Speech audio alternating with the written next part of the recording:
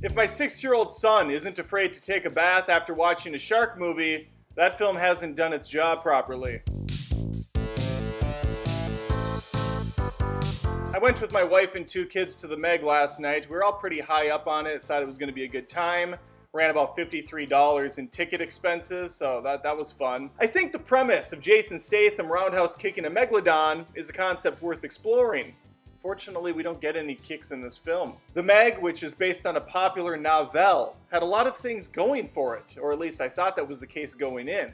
We have the biggest shark on screen, to my knowledge. We have a nicely diversified cast with Jason Statham, Bing Bing Lee, and Rainn Wilson. It's a high-budget, middle-of-the-summer popcorn flick with audiences craving something fun. So where did this thing go wrong? It checks all the requirements for a hit. It's PG-13, it doesn't do a lot of stuff outside the comfort zone. In fact, it doesn't really do any. It has a dog versus shark chase scene. Oh no, is the stupid little dog gonna survive?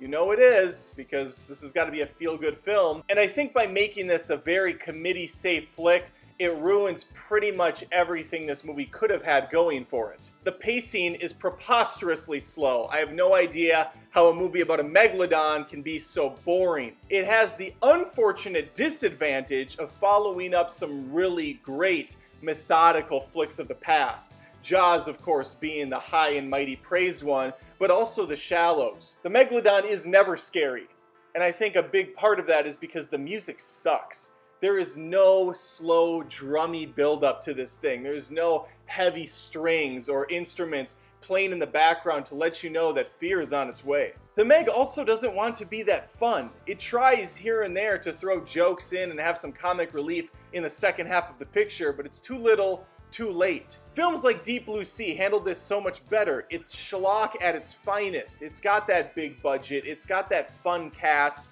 They're cracking jokes. They're taking it seriously, yet at the same time, you can see how completely bonkers this whole scenario is. But that pacing is spot on. It never lets up. The Meg has these cool moments here and there, a fun time at the theater, but then we have 15 to 20 minutes of just nothing going on, of that same crap you've seen over and over again, typically in a Rock or Jason Statham movie. The billionaire comes in to see how his investment is doing. When things go bad, you think he's maybe gonna do the right thing, but of course he's not.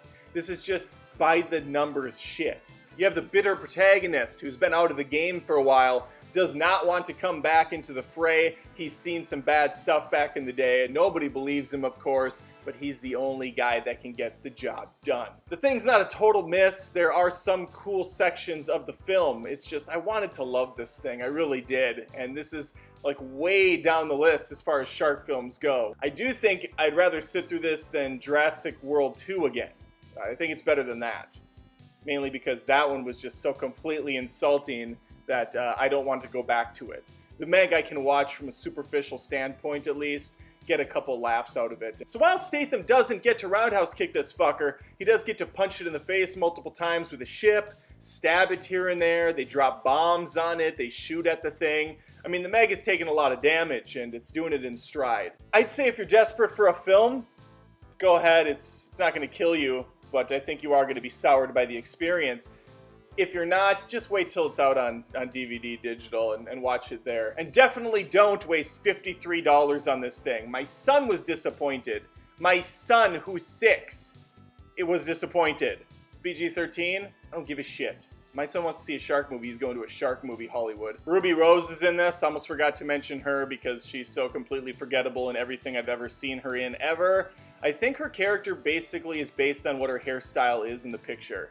Because she's just such a blank slate of an actress, I have nothing else to build off of from her. It's just her hair. I have to point out that Bing Bing Lee's character, whose name is eluding me like everybody else's, she has a daughter who's super cute and fun and pretty much the highlight of the human characters in this. But Bing Bing is the worst parent of all time. I just can't believe how ridiculous she is.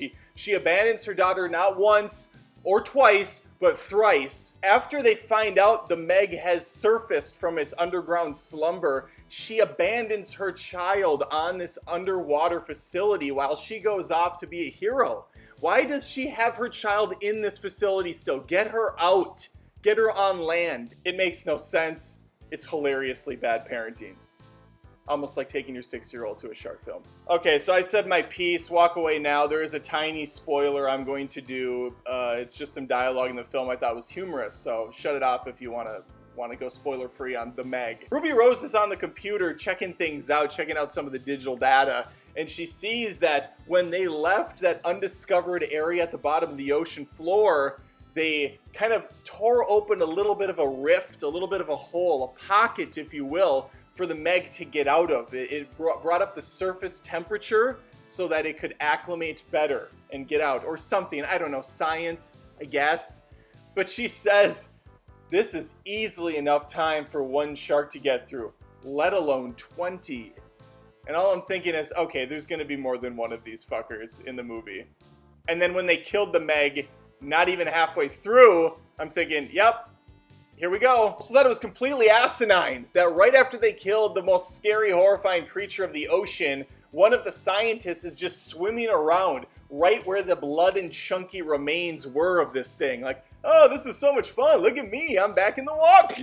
Dead. During that same scene just before, Jason Statham's looking at a photo they just took of the teeth of the Meg, and he recalls with vivid clarity the teeth marks on the aquarium they lived in underneath the water where that Meg had recently smashed in and bit.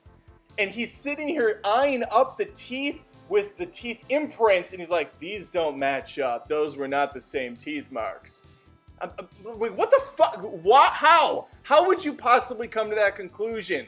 And why? Those were the two things that leapt out amongst many others. There's so much dumb in this that it's hard to really process it and, regurgitate it to you. But I would hold off on this one unless you're just super desperate, as I said before. Okay, thanks for watching. Thanks for watching me rant for a little while. If you liked the video, make sure to subscribe to Adam Does Movies. If you want to hear me complain some more, there's plenty more rants to be found, to be unearthed. Just have to click on that link.